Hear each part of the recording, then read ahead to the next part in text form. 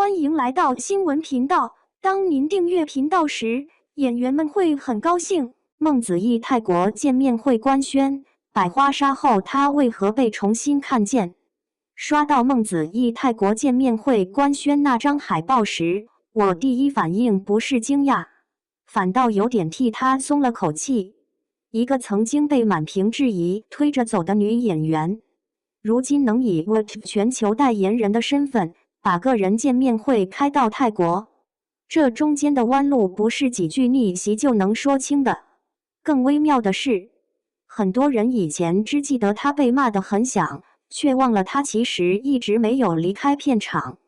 7月16日18点，孟子义泰国见面会物料在微博、腾讯视频、Instagram、X、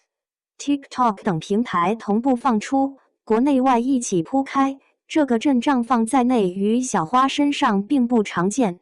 尤其他这次不是单纯靠综艺热度过去露个脸，而是带着百花杀的海外反馈去见当地观众，这个差别挺明显。前几天我在便利店门口等朋友，顺手翻泰国网友讨论，发现不少人提到的不是她漂亮，而是沈西和这个角色够狠、够稳、够有记忆点。这就说明剧真的被看进去了。百花杀7月9日在腾讯视频独播，海外同步登陆 Disney+，开播前双端预约量破200万，播出后拿到 WOT 海外热度榜首。这个成绩放在暑期档剧集里，至少能证明它不是只在内的热闹一阵。东南亚观众对古装复仇线一向接受度高，但沈西和吸引人的地方并不只是衣服好看、造型凌厉，他的性格反差才是钩子。表面上像一把冷刀，不轻易解释，也不急着讨人喜欢，可他每次下手之前，都有一层被救世逼出来的逻辑。那句百花杀尽唯我独活，听着像狠话，真正落到人物身上，其实是一个人被迫把柔软收起来后的自我保护。孟子义演这种角色有一点占便宜，也有一点冒险。占便宜在于他的脸本来就适合强情绪古装，眼尾压下来时，观众容易相信这个人心里藏着事。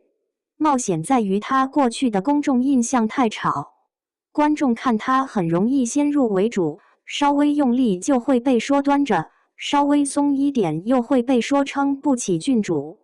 可沈西和目前被海外观众接住，恰恰说明他找到了一个相对精准的分寸。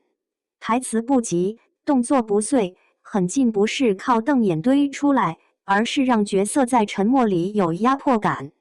他能走到这一步，其实挺不容易。早年1年级时期，妆容和镜头里的状态让他很快被贴上网红脸标签。后来演员请就位2里的争议又被反复剪辑传播，加戏、带资进组这类传闻更是把他推到一个很难解释的位置。很多路人当时并没有真正看过他几部戏，却已经习惯性把他归进不讨喜那一类。被讨论到最难的时候，他确实有过很长一段不顺的空窗。外界看见的是热搜，他自己面对的是角色机会一点点变少。但孟子义很有意思的一点是他没有把自己彻底包装成受害者。后来到50公里桃花坞，他身上那种有点直、有点冒失，又不太会藏情绪的性格被放大，反而让观众看见一个和传闻不太一样的人。综艺把他拉回大众视线，真正稳住他的还是作品履历。新版《射雕英雄传》里的穆念慈，江夜里的叶红瑜，说英雄谁是英雄里的雷纯，沉香如屑里的芷溪，这些角色不一定都站在聚光灯正中间，却让他把古装表演里最基础的东西摸了出来。身段、眼神、停顿，还有面对不同人物关系时的情绪层次。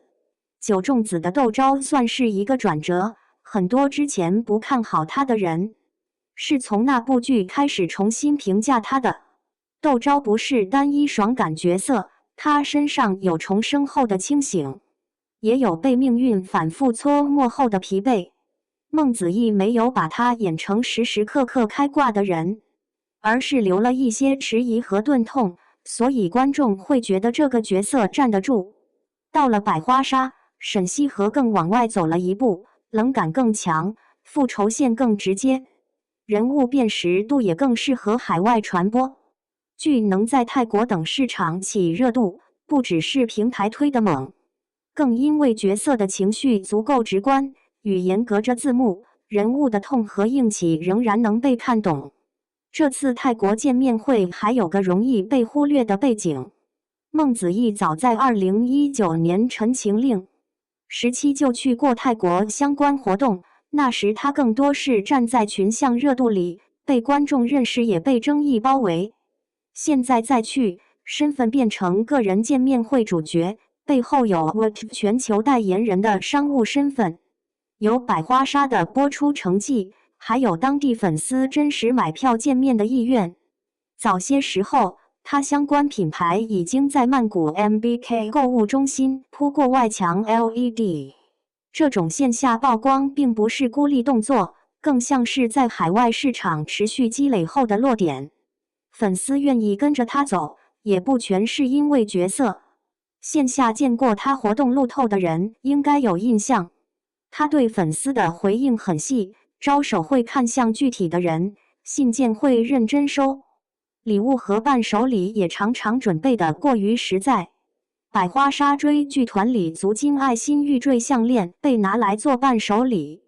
早前又有刻着小柠檬昵称的应援棒、亲手串的手链，这些东西当然可以被说成营业，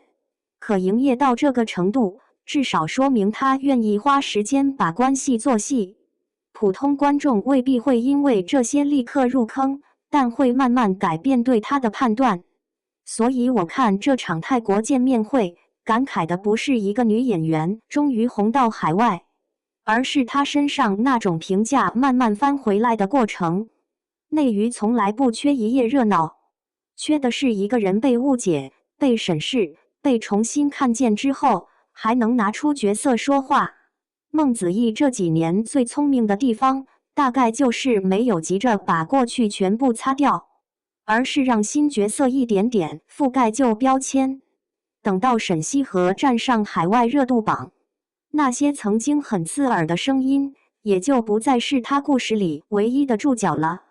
今晚再看那张泰国见面会海报，倒没有多澎湃，只是觉得时间挺会筛人。你会因为百花杀的沈西河重新看待孟子义这一路的变化吗？